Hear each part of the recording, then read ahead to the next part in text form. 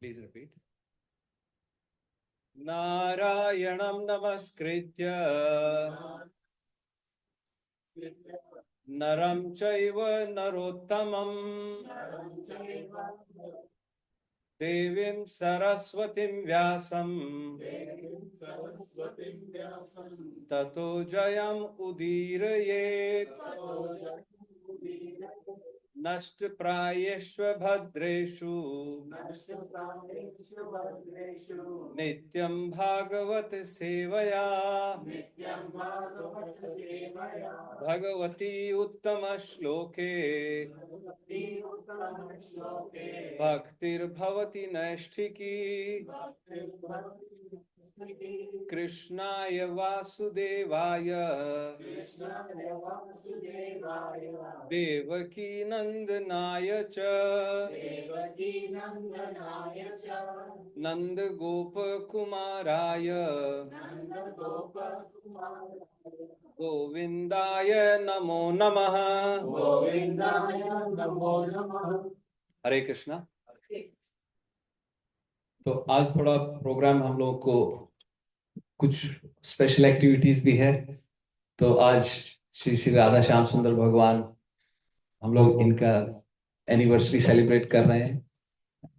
तो दे अपीयर्ड, दे केम, संदीप प्रभु, राधा माता जी और इनके बेटे भाविन और लगन, so they lovingly brought them from Vrindavan and they are serving them so nicely. It has been 1 year, 1 साल पहले लेके आए थे और बड़े अच्छे से इनकी सेवा कर रहे हैं। और आज जो हम लोग डिस्कस करेंगे उसमें थोड़ा सा भगवान के अपीयरेंस के बारे में भी चर्चा करेंगे। तो टाइम थोड़ा आज हम लोगों का क्लास का कम टाइम रहेगा क्योंकि कीर्तन दास ज्यादा करने वाले हैं।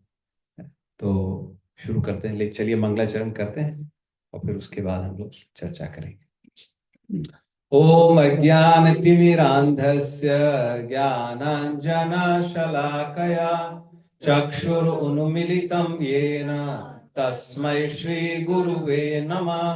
श्रीचैतन्यमनोभीष्टं स्थापितं येन भूतले स्वयं रूपः कदा मह्यं ददाति स्वपदान्तिकं। वन्देऽहं श्रीगुरु श्रीयुतपदकमलं श्रीगुरुं वैष्णवंश्च श्रीरूपं साग्रजातं सहगणा रघुनाथान्वितं सजीवं सावधैतं सावधूतं परिजनसहितं कृष्ण चैतन्य देवं श्रीराधा कृष्ण पादान् सहगणा ललिता श्री विशाखान्वितांश्च। हे कृष्णा करुणा सिंधु दीनबंधु जगतपते गोपेश गोपिका कांता श्री राधा कांत नमस्तुते।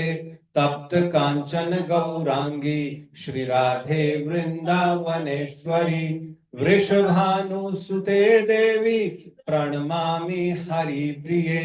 वाञ्छाकल्पतरुभ्यश्च कृपा सिन्धुभ्य च पतितानां पावनेभ्यो वैष्णवेभ्यो नमो नमः। जय श्री कृष्ण चैतन्य प्रभु नित्यानंद श्री अद्वैत गदाधर शिवासादि गौर भक्त वृंदा।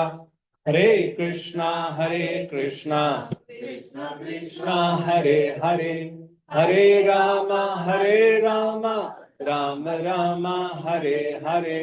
हरे कृष्णा कृष्ण कृष्ण हरे हरे, हरे राम राम राम हरे हरे। हरे कृष्णा कृष्ण कृष्ण हरे हरे, हरे राम राम राम हरे हरे। भूतेर्महद्भिर्यैमा पुरो विभो निर्मायशेते यदमूष पुरुषा।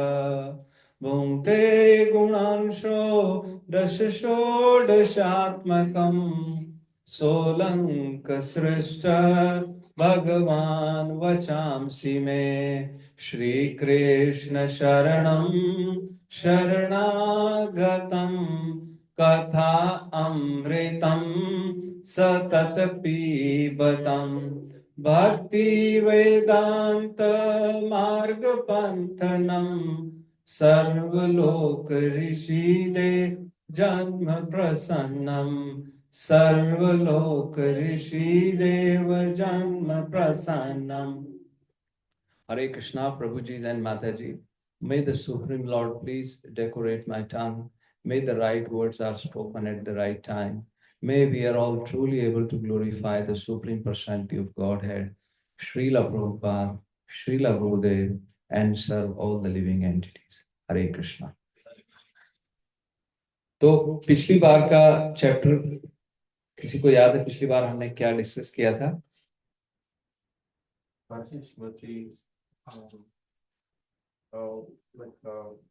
He got from the first marriage, he got 10 kids, and Bhatmishmati is the one who went around the earth for 7 years, which created the 7 continents. And from the second marriage, he got 3 kids, who became as Manu in the next life. And then finally, after enjoying all the life, he took sannyas. So the context here is Parikshit Maharaj asked Shukdev Goswami, how is that even after enjoying so much of life, he got into Bhagavad Dham? So the answer was one. Yes, it's very nice. Very nice, bro. So it was 5th canto, 1st chapter. It was just one. It was Maharaj Priyavarth, not Bharishmat. Maharaj Priyavarth, who is son of Manu Maharaj. Bharishmat came into the lineage of Dhruv Maharaj. He was the father of Prachetas. But very nice. तो यही प्रश्न किया था सुखदेव गोस्वामी से परीक्षित महाराज ने कि कैसे, आप प्रश्न के ऊपर थोड़ा सा ध्यान दें. पहला उनका 2 प्रश्न उन्होंने किए थे. पहला क्वेश्चन उनका ये था कि कैसे जो प्रियव्रत महाराज थे वो आत्माराम थे, भागवत थे, मतलब भगवान का भजन करते थे, वो कैसे घर में गृहो रमत, वो घर के उसमें कैसे रम गए. और घर में रमना मतलब हम लोग जो इस संसार है, पति पत्नी परिवार बच्चे, इसमें पूरी तरह से रम जाना, इसी को अपना संसार मान लेना, सब कुछ मान लेना. तो उसको वो बता रहे हैं, वो कर्म बंधन का कारण है. यन मूल कर्म बंध पराभव. वो कर्म बंधन का यन मूल मतलब वो जड़ है. किस चीज की? कर्म बंधन की जड़ है. और पराभव मतलब जो जीवन का उद्देश्य है, पर्पस, उसको फेलियर की वो जड़ है. क्या है जड़? अपने आप को इस संसार में पूरी तरह रमा लेना और इसी को सब कुछ समझना है. तो ये जड़ है. तो यही कह रहे थे, वो तो आत्माराम थे. मतलब आत्माराम कौन होते हैं? जो अपनी आत्मा में रमन करते हैं और आत्मा से परमात्मा जो भगवान है उसके ऊपर उनका हमेशा ध्यान रहता है. और भागवत भगवान का भजन करते हैं. परिवार की रिस्पॉन्सिबिलिटीज वो करते हैं, लेकिन आत्मा में रमन करते हैं, भगवान का भजन करते हैं एज ए डिटैच होकर के. ऐसा नहीं कि थोड़ा सा कुछ प्रॉब्लम आई, थोड़ा सा कुछ हो गया, उनको लगता है कि बस अभी जैसे एक उदाहरण आता है, अभी आगे आप सुनेंगे कथा, महाराज चित्रकेतु की कथा. बहुत बड़े भगवत भक्त थे. उनको बहुत समय के बाद पुत्र की प्राप्ति हुई और पुत्र की मृत्यु हो जाती है. मृत्यु होगी उन्हीं की रानियों ने, एक रानी को पुत्र हो गया, बाकी रानियों को नहीं था. हजारों रानियां थी. बाकी रानियों ने मिलकर उस पुत्र को जहर पिला दिया और उसको मार दिया. तो प्रियव्रत जो चित्रकेतु महाराज अपने बच्चे के पैरों में पड़ के रो रहे हैं, उसका पैर पकड़ रहे हैं, उसका पैर मसाज कर रहे हैं कि पुत्र तुम जागो, पुत्र तुम उठो, और कह रहे हैं मेरा सब कुछ खत्म हो गया. तो तब वहां पे नारद जी आते हैं, अंगिरा ऋषि आते हैं और वो कहते हैं महाराज ये आप क्या कर रहे हो? पूरी प्रजा आपके ऊपर डिपेंडेंट है और आप, ये पुत्र जो है इसकी मृत्यु हो गई, इसकी वजह से आप, और क्योंकि बहुत समय के बाद पुत्र हुआ और इतनी अटैचमेंट थी उस पुत्र में उनको. अच्छा, पुत्र की प्राप्ति भी अंगिरा ऋषि की वजह से हुई. पहले दुखी थे, अंगिरा ऋषि आए थे उनको ज्ञान देने के लिए, मतलब अगर कई बार कोई आपको प्रीच करने लगता है और आप कहते हो क्या ये दिमाग खराब कर रहा है, मैं तो इतनी मुश्किलों में पड़ा हुआ हूँ, इसको समझ में नहीं आ रहा है और ये मुझे भगवान की बातें सुना रहा है। तो अंगिरा ऋषि वही समझाने आए थे उनको, लेकिन वो राजा एकदम पैरों में गिर गए, बस मुझे पुत्र की प्राप्ति हो जाए, मेरा वंश कैसे चलेगा और मैं तो सब खत्म हो गया लूट के। जबकि इतना बड़ा साम्राज्य, इतने हजारों रानियां, इतना सारी उनकी प्रजा, सब कुछ था, लेकिन बस एक पुत्र को लेके इतना वो थे।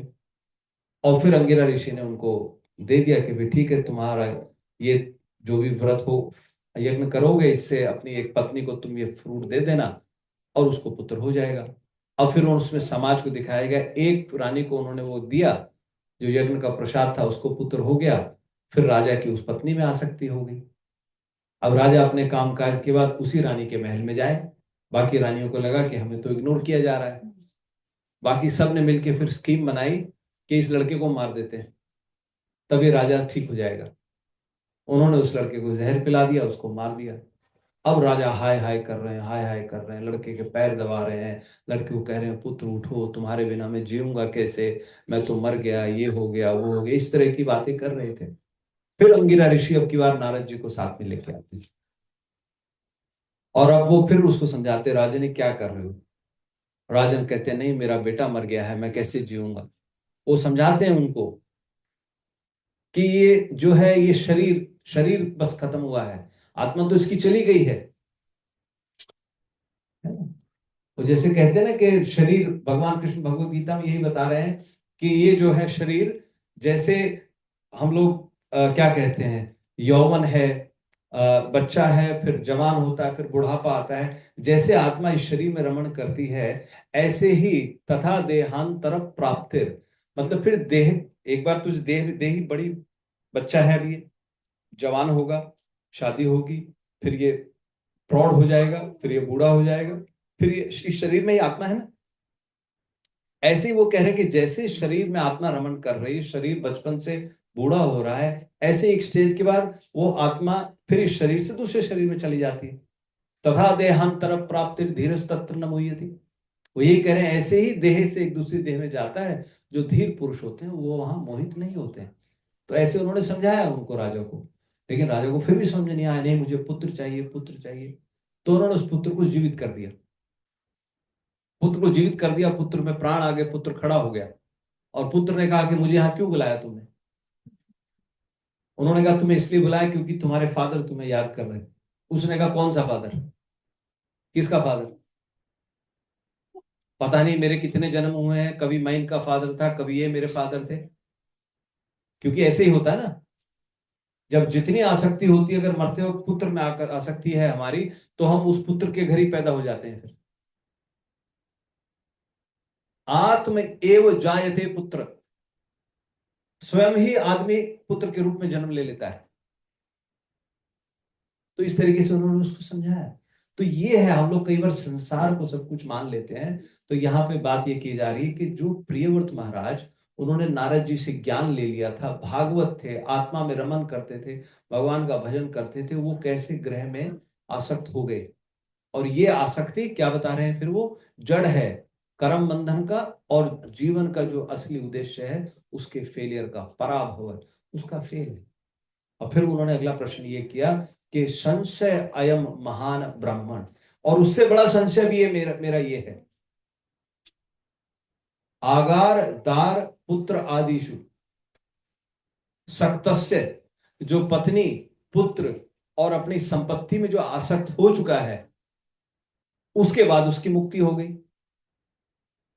सक्तस्य सिद्धिर, उसकी सिद्धि हो गई, सिद्धिर अभूत कृष्णे च मतिर अच्युता।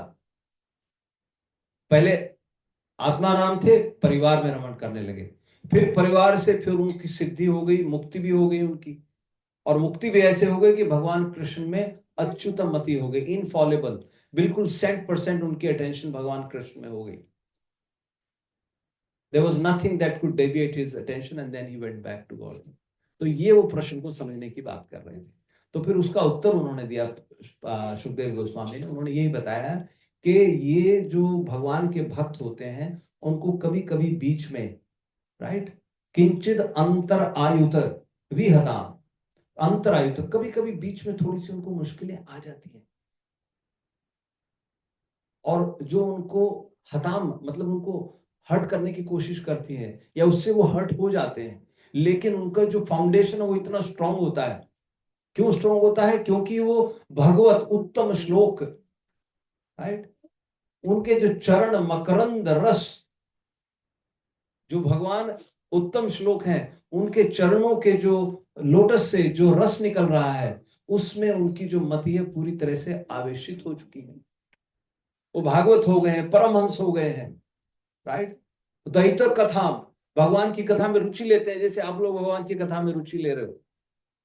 उसकी वजह से उनकी फाउंडेशन इतनी स्ट्रांग हो जाती है कि कभी कभी अगर ड्यू टू प्रोविडेंस कोई उनको समस्या आती भी है, नहीं, वो जो उनकी पदवी है, राइट, शिव तमाम जो उनकी प्योर जो उनकी पोजीशन है, वो नहीं छूटती या उसको नहीं छोड़ते। This is answered by Sukhdev Goswami 515, verse number 515। तो उन्होंने बताया उनको, और फिर बाद में वो कंक्लूड करते हैं, जो हमने चैप्टर डिस्कस किया था श्लोक पिछली बार, वेरी इंपॉर्टेंट पॉइंट उन्होंने हाईलाइट किया। उन्होंने कहा कि ये तो कुछ भी बात नहीं, जो भगवान के भागवत भक्त हैं, जिन्होंने अपने जो 6 गुण हैं, जित षट गुणा नाम, उन्होंने 6 गुणों को जीत लिया है। 6 गुण क्या बता रहे हैं? 5 तो इंद्रियां और 6वां मन, प्लस जो उनके साथ जो गुण बता रहे हैं, पोजीशन क्या बता रहे हैं, जो शोक और मोह, शोक और मोह, जरा और मृत्यु, राइट, जिसको इन्होंने जीत लिया है। मतलब जरा और मृत्यु, ओल्ड एज और डेथ उनको कोई परेशान नहीं करती है। सुख और दुख से वो ऊपर उठ चुके हैं, सुख और दुख का उनको कोई फर्क नहीं पड़ता है, राइट, उनको अटैचमेंट नहीं है कोई। जो उन्होंने अपने इंद्रियों को जीत करके, मन को जीत करके, उन्होंने इन 6 अवस्थाओं को जीत लिया है। और कैसे जीत लिया है? अनदर इंपॉर्टेंट पॉइंट, वो कह रहे हैं जो भगवान उरु क्रमस्य, भगवान जो उरु क्रम है, जो भगवान वामन भगवान है, जिन्होंने अपने 3 कदमों से, 2 कदमों से पूरे ब्रह्मांड को नाप दिया था। तीसरा तो जगह ही नहीं थी ना, एक से पूरे अर्थली प्लेनेट को नाप दिया, दूसरे से हेवनली प्लेनेट्स को नाप दिया, तीसरा पग कहां रखें, है ना? तो बलि महाराज ने कहा मेरे सिर पे रखिए। तो उसलिए उन भगवान का एक नाम उरु क्रम से पड़ गया, जिनके स्टेप इतने बहुत बड़े बड़े, जिनके कदम हैं, आप एक कदम बढ़ाते हैं, उनका एक कदम में पूरा ब्रह्मांड नाप देते हैं। तो ये भाव दिखा रहे हैं। उनकी चरण रज तदांग्री रजसा, जिन्होंने उन भगवान के चरण की रज को, जैसे अब सब आपने आपने सबने जिसने तिलक लगाया है, मैं कहूंगा तिलक आप सब लोग ले जाइए, लगाइए, ये भगवान की चरण रज है। वही मैंने पिछली बार बताया था ना आपको, क्योंकि भगवान कृष्ण वृंदावन में चले हैं, तो ये गोपी चंदन है, इसमें भगवान वृंदावन की जो डस्ट है उसको मिला के लगाया गया है। तो जिन्होंने भगवान की चरण रज को अपने मस्तक पे धारण करके उन्होंने 6 अवस्थाओं को जीत लिया है, तो कह रहे राजन, उनको तो कोई समस्या ही नहीं है, उनकी बात तो आप छोड़िए। उसके अलावा जिसने सकृद अदादित या नाम ध्येय, जिन्होंने एक बार भी उन भगवान के नाम को अच्छे से उच्चारण किया है, राइट, वो भी जहाहित जहाती सबंधम, वो भी संसार बंधन को पार कर जाते हैं। तो प्रियव्रत महाराज की तो कहना ही क्या, वो तो पूरे भगवान के भक्त। तो ये हमारा पिछला एक चैप्टर था। अब अगले अध्याय पे चलते हैं, आज का चैप्टर नंबर 2। आज दो चैप्टर कवर करने वाले हैं, टाइम भी कम है, but today will cover 2 chapters, right. तो दूसरा चैप्टर जो है उसमें, अच्छा, उस चैप्टर के अंत में फिर प्रियव्रत महाराज को ज्ञान हो जाता है। प्रियव्रत महाराज फिर राजपाट छोड़ करके अपने पुत्रों को सौंप करके प्रियव्रत महाराज वन में चले जाते हैं। अच्छा, कहते हैं प्रियव्रत महाराज ने अपने बच्चों का विवाह नहीं किया था। तो कई बार हमें समस्या आ जाती है कि बच्चों की भी शादी करनी है, अभी क्या करेंगे छोड़ करके। उन्होंने शादी नहीं की थी अपने बच्चों की, जैसे ही उनको आभास हुआ, ज्ञान हुआ, वो सब छोड़ छाड़ के चले गए। और उसके बाद देखिए 3 जनरेशन तो हम पढ़ेंगे ही, तीसरी जनरेशन में भगवान ऋषभ देव उनके पुत्र बन के आ जाते। तो कोई समस्या आई? कोई भी समस्या नहीं आई। तो प्रियव्रत महाराज चले जाते हैं। अब उनके जो पुत्र हैं, उनके पुत्रों में सबसे बड़े पुत्र थे अग्निध्र, उन्होंने अग्निध्र सब पुत्रों में उन्होंने बराबर बराबर उनका राज्य नाम बांट दिया था। 10 पुत्र हुए थे, 10 में से 3 ने संन्यास ले लिया था, 7 को उन्होंने राज्यभार 7 द्वीप में पृथ्वी को चलाया था, प्रभु ने बताया जिसे रथ को चला करके। सो 7 बच्चों में वो बांट दिया उन्होंने। बड़े पुत्र का नाम था अग्निध्र। अब कहते हैं अग्निध्र जब प्रियव्रत महाराज चले गए, वो अपने पिता के बताए अनुसार तद अनुशासने, जैसे उन्होंने बताया था वैसे वो अपनी प्रजा का पालन करने लगे। और कहते हैं अपनी प्रजा को वो अपने पुत्र के समान मानते थे, औरसवत। औरस कहते हैं कि उनके तेज से जो पुत्र पैदा होते हैं उनको औरस कहा जाता है। जैसे हनुमान जी हैं, वो भगवान शिव के औरस हैं, उनमें भगवान शिव का औरा है, रुद्र अवतार है। तो सेम वे वो सारी प्रजा को अपना औरस पुत्र मानते थे, उस हिसाब से उनको ट्रीट करते थे। अब वो कर रहे थे तो करते करते कहते हैं अग्निधर महाराज को फिर ध्यान में आया कि वो पितृलोक में जाना चाहते थे, ये उनकी इच्छा थी। He wanted to go to पितृलोक। और पितृलोक में कौन लोग जाते हैं? भगवान कृष्ण भगवत गीता में एक श्लोक में बता रहे हैं, यान्ति देवान देवव्रता पितृन यान्ति पितृव्रता भूतान यान्ति भूतेजो यान्ति मद याचिनोपि माम। तो 4 कैटेगरी भगवान ने बताई कि जो देवताओं की पूजा करते हैं वो देवलोक में जाते हैं, जो पितरों की पूजा करते हैं वो पितृलोक में जाते हैं, जो भूतों की पूजा करते हैं वो भूत लोक में जाते हैं, और जो मेरी पूजा करते हैं अर्जुन, वो भी मेरे पास आ जाते हैं। तो कहते हैं अग्निधर महाराज पितृलोक में जाना चाहते थे, और उसके लिए उन्होंने ब्रह्मा जी की उपासना करनी शुरू की। वो मंदराचल पर्वत में चले गए। मंदराचल पर्वत जो है ये वही पर्वत है जिसको जिसको समुद्र मंथन में इस्तेमाल किया गया है। राइट? अभी आज के टाइम में बताते हैं बिहार में है कहीं, राइट? बट समय बदलता है, पोजीशन बदलती है, हर एक युग में नया नया वो होता है। तो मंदराचल पर्वत में गए, वहां पे जाके वो तपस्या करने लगे और ब्रह्मा जी का ध्यान करने लगे। अब ब्रह्मा जी का ध्यान कर रहे थे वहां पे, तो ब्रह्मा जी को पता लग गया। तो यहाँ पे कहते हैं तद उपलब्ध भगवान आदि पुरुष। ब्रह्मा जी को कहा गया भगवान और आदि पुरुष, वो सब जानते थे। उन्होंने उसके हृदय की बात पढ़ ली और ये तपस्या कर रहा है। उन्होंने कहा कि मेरे लोक को आना चाहता है। तो ब्रह्मा जी ने अपने लोक से एक अप्सरा को भेजा वहां पर, जहां वो तपस्या कर रहे थे मंदराचल पर्वत में, और उस अप्सरा का नाम था पूर्व चित्ती। अब ये तपस्या कर रहे थे, इन्होंने उस अप्सरा को भेजा वहां पर, तो ये अप्सरा वहां की घूमने लगी। अब जैसे ही वो वहां पे घूमने लगी, चल रही थी, तो कहते हैं अग्निधर महाराज जो तप कर रहे थे, उनका ध्यान थोड़ा सा आकर्षित हो गया उसकी बातें सुनने में। मतलब बातें क्या, जैसे वो चल रही थी तो शी वॉज वेयरिंग एंकलेट्स, उसकी आवाज आ रही थी, तो उनका ध्यान उस तरफ गया। तो अब इसमें एक बताया जाता है जो लोग समाधि लगाते हैं, इंपॉर्टेंट पॉइंट, वो लोग, उसमें ये बताया गया है कि वो they look at the tip of their nose. जो ध्यान लगाते हैं वो they look at the tip of their nose, और वो आधी आंख खुली रखते हैं, पूरी आंख बंद नहीं की जाती है। पूरी आंख बंद करते तो सो जाएंगे नींद आ जाती। तो इसलिए जान के आधी आंख खुली रखी जाती है ताकि वो अलर्ट रहे। लेकिन because his half I was open, तो जब वो अप्सरा पूर्व चित्ती वहां पे आई, तो इनका ध्यान उसकी तरफ आकर्षित हो गया। वो चल रही थी, उसके एंकलेट्स की बेल हुई तो ये आकर्षित हो गए, और इन्होंने अपनी आंख खोल के उसको देखा। तो फिर इन्होंने उसको ग्लोरीफाई किया, उसकी प्रेज में इन्होंने बहुत सारे शब्द कहे। मैं शॉर्ट में आपको बता रहा हूँ, बट ही प्रेज हर। और कहते हैं he was a very good speaker, महाराज Agnidhar. So through his words he could impress her. और उन्होंने उसको इम्प्रेस किया, और उन्होंने उसको एड्रेस ऐसे किया, मुनि वर्य, ओ टॉप ऑफ द मुनीस। तो कहते हैं अग्निधर को पता ही नहीं था कि मैन और वुमेन में डिफरेंस क्या होता है। To that extent he was maddened by seeing her, और to that extent he was in his trance. किसी भी भाव में आप उसको देखें। और उन्होंने उसको कहा कि तुम यहाँ क्यों घूम रही हो, तुम यहाँ कैसे आई हो, किसने तुमको भेजा है। And then he describes her beauty, he glorifies her. और इस तरीके से करते हैं, और फिर फाइनली उसको प्रपोजल दे देते हैं कि यू मस्ट, चलो हम दोनों मिल के तपस्या करते हैं, और मिल के हम दोनों ब्रह्मा जी को प्रेज करेंगे। और उन्होंने कहा कि वो जो भगवान है, उन्होंने ही तुमको, ब्रह्मा जी मतलब भगवान ब्रह्मा जी ने तुम्हें मेरे लिए ही भेजा है, और मैं तुम्हें अपनी पत्नी बनाना चाहता हूं। और फिर लास्ट में उन्होंने ये कह देते हैं कि मैं तुमको नहीं छोड़ूंगा, त्वाम न त्यजामो, मैं तुम्हें त्याग नहीं करूंगा, तुम मेरी पत्नी बन जाओ। क्योंकि दयितम द्विजदेव दत्तम, द्विजदेव जो जो ब्राह्मणों के देव है, ब्रह्मा जी जो है इज टॉप मोस्ट ब्राह्मण, उन्होंने तुम्हें मुझे दिया है। and he is very dear to me. Out of his loving affection he has sent you to me, so I'm not going to give you up. You please become my wife. और कहते हैं वो accept कर लेती है उनका proposal, और फिर वो दोनों साथ में रहने लगते हैं, उनका विवाह हो जाता है।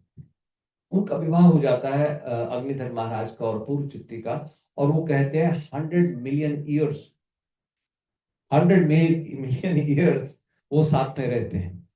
तेन सह, वो उसके साथ है, दयिता, दयिता परिवत्सरा, राइट, मतलब उसके साथ 10,000 इंटू 10,000 ईयर्स, इतना उन्होंने समय उसके साथ बिताया, और फिर उनके 10 बच्चे हो जाते हैं। सो दे हैड 10 चिल्ड्रन। और फिर उसके बाद वो जो पूर्व चित्ती जो थी वो वापस जाना चाहती है, वो ब्रह्मा जी की फिर से उपासना करना चाहती है, तो वो अप्सरा छोड़ के चली जाती है। अप्सरा छोड़ के चली जाती है। इधर अग्निधर महाराज अपने बेटों में साम्राज्य, इनके 9 बेटे हुए, सॉरी, तो 9 बेटों में अपना साम्राज्य बांट देते हैं। और because he was still missing हर, ये उनको मिस कर रहे थे, तो उसी के ध्यान में कहते हैं अग्निधर महाराज ने शरीर छोड़ दिया। और जब इन्होंने शरीर छोड़ा तो फिर कहाँ जाते हैं, उसी लोक में चले जाते हैं। यम यम वापि स्मरण भावम त्यजति अन्ते कलेवरम। भगवान कृष्ण ने यही कहा भगवत गीता में, जिस जिस भाव में, जिस जिस चीज को याद करते हुए आप शरीर छोड़ते हो, आपको वही गति मिल जाती है। तो उसी प्रोसेस के हिसाब से फिर कहते हैं अग्निधर महाराज को भी पितृलोक, उनकी इच्छा भी थी जाने की, और उसीलिए उन्होंने तपस्या भी की थी, और वहां ब्रह्मा जी ने उनकी बात सुनी और वो पितृलोक को चले जाते हैं, और पूर्व चित्ती भी वहां पे चली गई। तो ही गोज देयर। अच्छा, उसके बाद इनके 9 बेटे थे। 9 बेटे में इनके बड़े बेटे का नाम था नाभि। ठीक है, तो अभी जो महाराज नाभि थे, अभी उनका भी विवाह नहीं हुआ था। देखिए, वो इनसे पहले ही चले गए, 9 बच्चों की शादी नहीं हुई थी उनके सामने, पिता के सामने, लेकिन फिर भी अच्छे से सब हो गया। अभी भगवान उनके पुत्र बन के आएंगे। देखिए, तो 9 थे बेटे इन्होंने। एक राजा थे मेरु, उनकी 9 लड़कियों से इनका शादी हो जाती है। और महाराज जो नाभि थे, जैसे 9 बेटों में उन्होंने इक्वल राज्य बांट दिया, और नाभि जी की पत्नी का नाम था मेरु देवी। इन दोनों को कोई बच्चा नहीं था, और अब महाराज नाभि भी पुत्र चाहते थे। तो इन्होंने बेटे की इच्छा से महाराज नाभि ने बहुत बड़ा यज्ञ का अरेंजमेंट किया, और यज्ञ का अरेंजमेंट किया, और भगवंतम यज्ञ पुरुषम, जो यज्ञ पुरुष है भगवान, उनकी पूजा करने के लिए इन्होंने यज्ञ का अरेंजमेंट किया और सारी सामग्री इकट्ठा कर ली। अब यज्ञ में बताते हैं 7 चीजें इंपॉर्टेंट होती हैं। There are 7 important things, right. So पहली चीज यज्ञ में क्या होती है, द्रव्य। द्रव्य मतलब क्या है, यज्ञ की सामग्री जो आहुति देते हैं उसको सबको अरेंज किया जाता है, वो अरेंज किया। फिर यज्ञ के लिए एक प्रॉपर स्थान होता है, फिर एक प्रॉपर काल होता है, समय होता है। फिर उसके बाद यज्ञ में मंत्र बोले जाते हैं। फिर मंत्र बोलने वाले ऋत्विज जो ब्राह्मण होते हैं उनको बुलाया जाता है। फिर ब्राह्मण ने जिन्होंने यज्ञ किया उनको दक्षिणा दी जाती है, छठी चीज। और 7th आइटम क्या है, प्रॉपर विधि पूर्वक यज्ञ किया जाता है, जो यज्ञ की विधि है। तो ये 7 साधन अरेंज किए जाते हैं। अब कहते हैं महाराज नाभि ने यज्ञ का अरेंजमेंट किया, ऋत्विजों ने यज्ञ किया, यज्ञ करने लगे, और बड़े अच्छे से उन्होंने यज्ञ संपन्न किया। और जैसे ही उन्होंने यज्ञ किया तो वहां पे भगवान विष्णु प्रकट हो जाते हैं। भगवान विष्णु प्रकट हो जाते हैं। अब ये ऋत्विज और सब एकदम से खड़े हो गए, कहते हैं सिर झुका के खड़े हो गए और भगवान को ग्लोरीफाई करने लगे। अब भगवान के ग्लोरिफिकेशन में ऋत्विज कहना शुरू करते हैं। सबसे पहले तो भगवान का बताया गया है, एक भागवतम में आप देखेंगे हर जगह जहां पे भी भगवान की अपीयरेंस बताई गई है, सबसे पहले भगवान के रूप को डिस्क्राइब किया गया है। So there is no opportunity left to glorify the beauty of the supreme lord. तो सबसे पहले भगवान की ब्यूटी को बताते हैं कि हे भगवान, आपने पीतांबर पहना हुआ है, आपने इतना सुंदर हेलमेट पहना हुआ है। फिर ऊपर से, फिर मैंने बताया ना, नीचे से ऊपर जाते हैं, पैरों में उन्होंने एंकलेट्स पहने हुए हैं, यहाँ पे उनके एक बेल्ट है, फिर यहाँ पे उनकी चेस्ट पे श्रीवत्स का निशान है, चिन्ह है। फिर भगवान ने एक माला पहनी हुई है, वनमाला पहनी हुई है, कौस्तुभ मणि भी भगवान ने पहनी हुई है, उनके सिर पे मुकुट है, उनके कानों में शार्क शेप्ड जो ईयर रिंग्स हैं वो झूल रहे हैं। तो इस तरीके से कह रहे हैं भगवान इतने सुंदर थे। और भगवान को आए देख करके ये सब के सब ब्राह्मण खड़े हो गए और भगवान को ग्लोरीफाई करने लगे। अब सबसे पहले तो इन्होंने भगवान से कहा कि हे भगवान, हमने ये जो यज्ञ का सामान अरेंज करके आपको बुलाया है, या आप यहाँ पे आ गए हो, this is not the purpose, या आपको इन सब चीज की जरूरत नहीं है। आप समझ रहे हो? आपके प्रकट होने के लिए या आपकी उपासना करने के लिए ये 7 चीजें पे आप डिपेंडेंट नहीं हो, है ना? आप तो वैसे ही मतलब आत्मा राम हो, भगवान को भी आत्मा राम कहा गया है, मतलब ही इज आत्म काम है, आत्म राम है, संकल्प शक्ति से सब कुछ उनके पास है। तो उनको हमारी किसी वस्तु की जरूरत नहीं है। जैसे कि हम उदाहरण देते हैं, अब पिता है, अब आप बच्चे को अपनी जेब से $2 दे देते हो निकाल करके, और वो बच्चा अगर $2 आपको देता है तो आप कितने खुश होते हो? या $2 से वो 4 लॉली लाके एक आपको देता है तो आप कहते हो ओ सो नाइस ऑफ यू, हालांकि वो भगवान से ही मिला है ना? लेकिन वो बच्चे ने आपको दिया तो आप इतने प्रसन्न हो जाते हो। कहते हैं उसी भाव से हम जब भगवान को कुछ ऑफर करते हैं तो भगवान बड़े खुश हो जाते हैं कि देखो मेरे बच्चे ने मुझे लाके क्या दिया। तो यही कह रहे हैं ऋत्विज के भगवान आपको इन सब की जरूरत नहीं है। तो फिर प्रश्न आता है भगवान क्यों आए? तो वो कहते हैं भागवत वात्सल्यतया, क्योंकि जब आपने प्रेम से पुकारा, आपने इतने अच्छे से भगवान का भजन किया, तो भगवान अपने out of his causeless mercy, causeless mercy, भगवान आपका भजन और भगवान की कॉजलेस मर्सी, अपार जो करुणा है, उससे भगवान प्रकट हो जाते हैं। तो कहते हैं भगवान आ गए। अब ऋत्विज भगवान को कहने लगे कि हे भगवान, हमने आपको बुलाया, हमने यज्ञ किया, आपका आना यहाँ पे एक बहुत बड़ी बात है हमारे लिए। और कहते हैं कि हमें और कुछ तो समझ में आ नहीं रहा था, है? क्योंकि ये जो राजा हैं, महाराज नाभि, इनकी जो इच्छा थी वो बहुत तुच्छ थी। अब कहने का मतलब है कोई आपको ऑफर करे कि I give you the whole kingdom, और आप उससे कहते हो नहीं मुझे तो थोड़ा सा घास फूस दे दो, घास फूस से मैं गुजारा कर लूंगा, है? तो वो उस कह रहे हैं कि एक बेगर, वो बस उसको यही है कि नहीं मुझे 10 रुपए जो 5 रुपए जो उसकी कहते हैं ना औकात जो रहती है वो उसी हिसाब से मांगता है, जबकि देने वाले के पास कोई कमी नहीं है। तो वो बार बार गिल्टी फील कर रहे थे जो ऋत्विक थे कि भगवान हमने तो आपकी जो उपासना की थी, बहुत छोटी सी उससे की थी, लेकिन आप यहाँ पे प्रकट हो गए। तो ये एक मैं आपको सुनाना चाहता हूँ, ये श्लोक आप सुनिए एक बार। तो वो क्या कह रहे हैं, और यही मैं भाव हमारे जो भगवान श्री श्री राधा श्याम सुंदर जी आए हैं, उसी भाव से मैं थोड़ा लिंक करना चाहूंगा। तो अब ऋत्विक भगवान से कह रहे हैं, हे ईश्वर, हम धर्म अर्थ काम तथा मोक्ष से पूर्णतया अनजान हैं, क्योंकि हमें जीवन लक्ष्य का ठीक से पता नहीं है। तो this is our our situation. वो यही कह रहे हैं कि हमें नहीं मालूम था धर्म अर्थ काम और मोक्ष है, हमें मानना क्या चाहिए, किस लिए हमें पूजा करनी चाहिए, क्योंकि हमें जीवन का लक्ष्य ठीक से पता नहीं है। आप यहाँ हमारे समक्ष साक्षात इस प्रकार प्रकट हुए हैं जिस प्रकार कोई व्यक्ति जानबूझकर अपनी पूजा कराने के लिए आया हो। कई बार जैसे यज्ञ होता है ना, और हम लोग वैसे आप लोग वैसे जाके दर्शक के रूप में खड़े हो जाते हो देखने के लिए, है? तो एक वो भी वो भाव बता रहे हैं कि बस आप मतलब हम तो पूजा करने का भाव नहीं था, लेकिन आप खुद आ गए अपनी पूजा कराने के लिए, है? तो ऐसे हमारे राधा श्याम सुंदर जी, अब प्रभु जा रहे थे, देवर प्लानिंग कि अब की बार हम डीटीज लेकर के आएंगे, और भगवान का वो करना है। तो दे वेंट देयर और सब कुछ अरेंजमेंट अपने आप हो गया, आ भी गए, फिर यहाँ पे भगवान का अभिषेक भी किया, इनका वेलकम भी हुआ सब। तो वो यही कह रहे हैं कि भगवान आप जैसे अपने आप आ गए, है ना? तो इसलिए प्रकट हुए, अच्छा आप तो इसलिए प्रकट हुए हैं जिससे हम आपके दर्शन कर सकें। यू अपीयर्ड हियर ताकि हम आपके दर्शन कर सकें, है?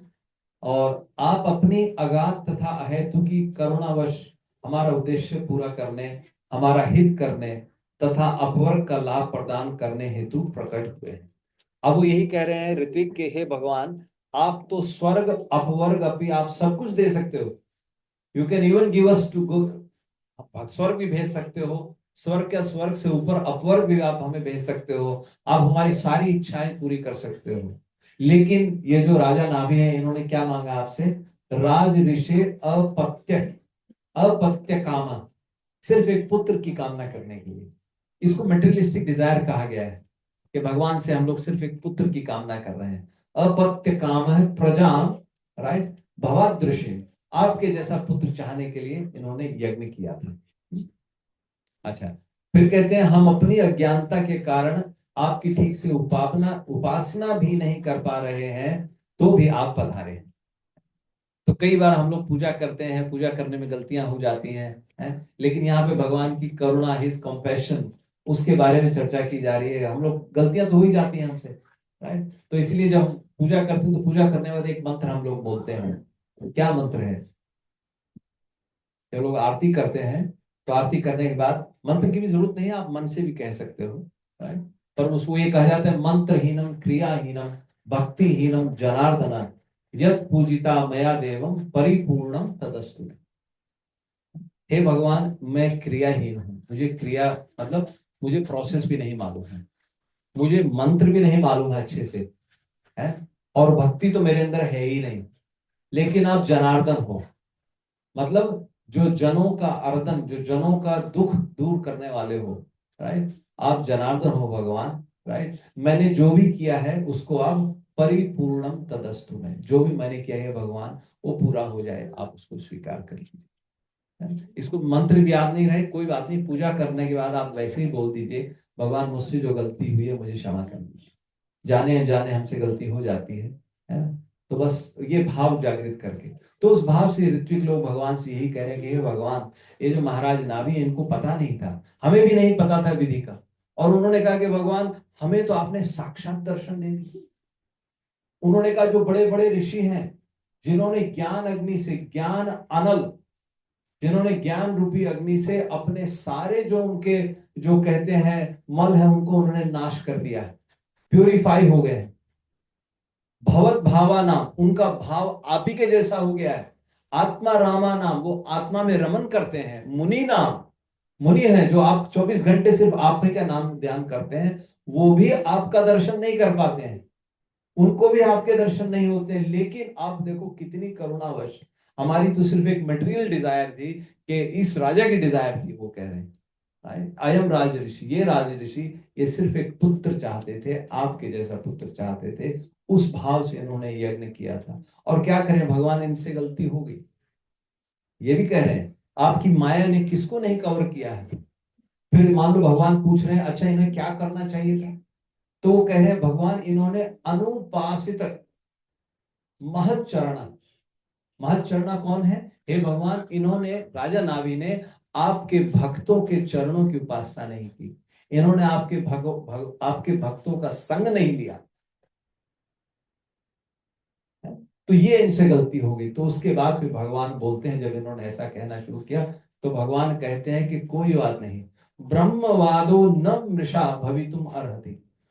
उन्होंने कहा कि जो ब्राह्मण ने शब्द बोल दिए हैं, अब उन शब्दों को मैं, वो मृषा नहीं होना चाहिए, क्योंकि इन्होंने, ब्राह्मणों ने यज्ञ किया था, किस लिए किया था? यज्ञ का संकल्प इन्होंने किसके लिए किया था? राजा ने कहा मुझे पुत्र चाहिए, ये एग्री हो गए और इन्होंने यज्ञ करना शुरू कर दिया।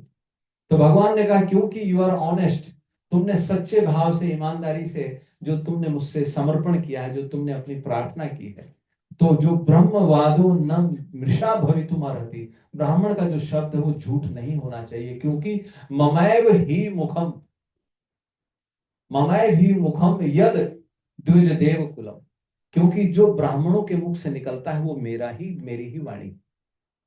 अगर ब्राह्मण ने कुछ कह दिया, तो इसीलिए कई बार कहा जाता है कि भगवान हो सकता है कि अपने उससे इधर उधर हो जाए, अपने कमिटमेंट से इधर उधर हो जाए।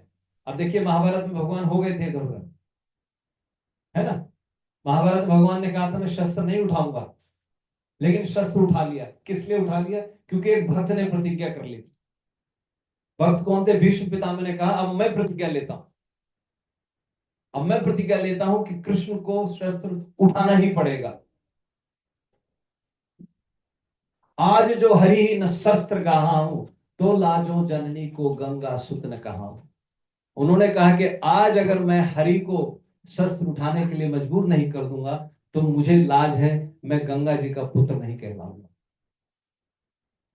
कपिध्वज सहित, जो जिसपे भगवान, जिसपे हनुमान जी का झंडा है, कपिध्वज सहित मैं उस रथ का भंजन कर दूंगा। सरिता रुधिर बहाऊं, आज जो हरि न शस्त्र कहाऊं, तो लाजो जननी को गंगा सूत्र कहाऊं। मैं खून की नदियां बहा दूंगा। ये भीष्म पितामह ने कहा, सरिता रुधिर बहाऊं, आज जो हरि न शस्त्र गहाऊं। सम्मुख हुई, पांडव सेना के सम्मुख होकर मैं दौड़ूंगा और उसके जो रथ का मैं खंडन कर दूंगा, और आज हरि को, भगवान हरि को शस्त्र उठाना ही पड़ेगा। तो कहते हैं कि भगवान ने फिर क्या किया, भगवान ने पहिया उठा लिया। अब भगवान को उठाना पड़ा क्योंकि एक भक्त की प्रतिज्ञा थी।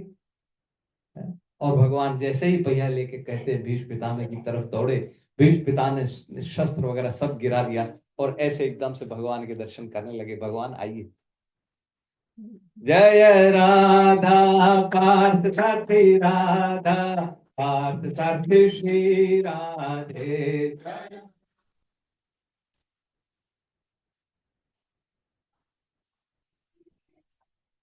जयो राधा श्याम सुंदर, राधा श्याम सुंदर श्री राधे।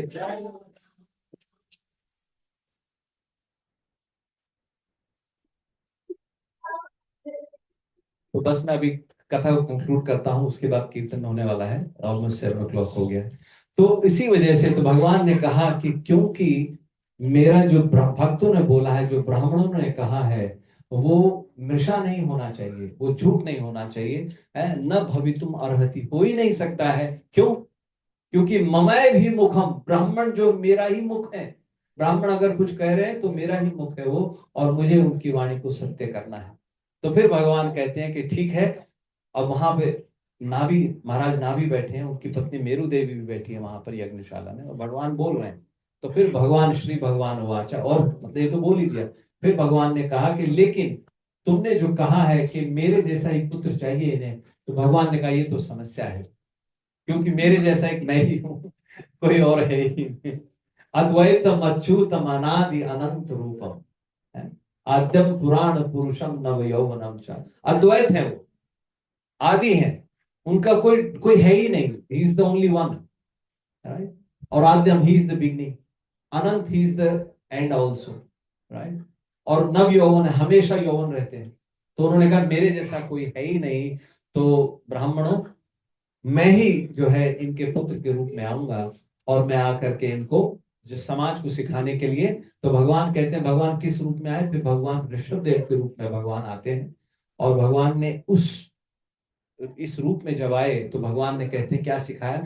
भगवान ने सिखाया ब्रह्मचर्य में कैसे जीवन बिताना है, फिर गृहस्थ में कैसे रहना है, सन्यास में कैसे रहना है, वानप्रस्थ में कैसे रहना है। तो भगवान ने वर्णाश्रम धर्म को कैसे पालन करना है, ये सिखाने के लिए भगवान ऋषभदेव आए। तो अगले चैप्टर में भगवान ऋषभदेव की अपीयरेंस के बारे में हम लोग चर्चा करेंगे। तो यहाँ पे कह के फिर भगवान अंतर ध्यान हो जाते हैं। महाराज नाभि और उनकी पत्नी मेरु देवी फिर अपने महल में आ जाते हैं, और फिर कुछ समय के बाद जैसे भगवान ने कहा था, भगवान उनके गर्भ से प्रकट हो जाते हैं। ठीक है, तो अब यहाँ पे स्टॉप करते हैं। ठीक है, ग्रंथराज श्रीमद् भागवतम की, श्रीला प्रभुपाद